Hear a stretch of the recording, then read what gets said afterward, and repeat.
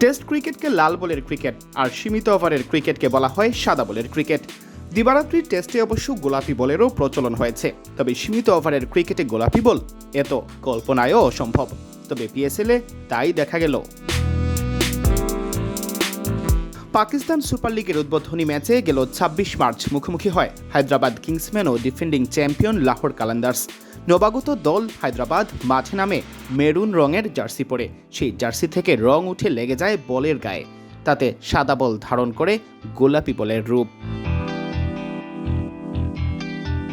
Match চলাকালেই বিষয়টি নিয়ে হাস্যরসের সৃষ্টি হয়। হায়দ্রাবাদ তো জয়ের পর রসিকতা করে টুইটও করেছে। এক্সে দেওয়া এক বার্তায় লাহোরকে খোঁচা দিয়ে লিখেছিল, নিজেদের প্রথম গোলাপি বলের ম্যাচ জেতায় তাদের অভিনন্দন। ম্যাচ শেষে এ নিয়ে বিস্ময় প্রকাশ করেছেন দলের অধিনায়ক মার্নাস লাবুশেনও। অস্ট্রেলিয়ান এই তারকা নেতৃত্ব দিচ্ছেন হায়দ্রাবাদ কিংসম্যানকে। তিনি নিজেও অবাক বলের এমন রং বদলানো দেখে।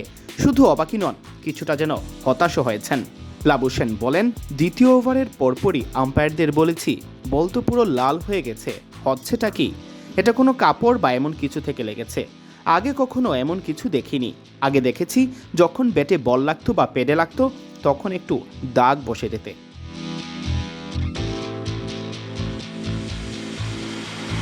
তবে কাপড় বা জার্সি থেকে বলের রং লাগতে দেখে বেশ বিস্মিত এই ক্রিকেটার। তিনি বলেন, কাপড় থেকে এভাবে দাগ লাগতে দেখিনি কখনো। আশা করি পরের ম্যাচগুলোতে এটার সমাধান হয়ে যাবে।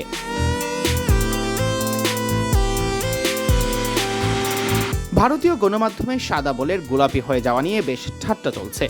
বিষয়টিকে পাকিস্তান ও পিএসএল-এর জন্য অপমানজনক হিসেবেও অভিহিত করা হয়েছে। ধারণা করা হচ্ছে হায়দ্রাবাদের ক্রিকেটারদের মেরুন রঙের যে জার্সি দেওয়া হয়েছে তা নিম্নমানের বলেই তা থেকে বলে রং উঠছে, কারণ বোলাররা বল থেকে সুবিধা আদায়ের জন্য পোশাকেই বল ঘষে থাকেন। সিয়াম চৌধুরী, বিডি ক্রিক টাইম।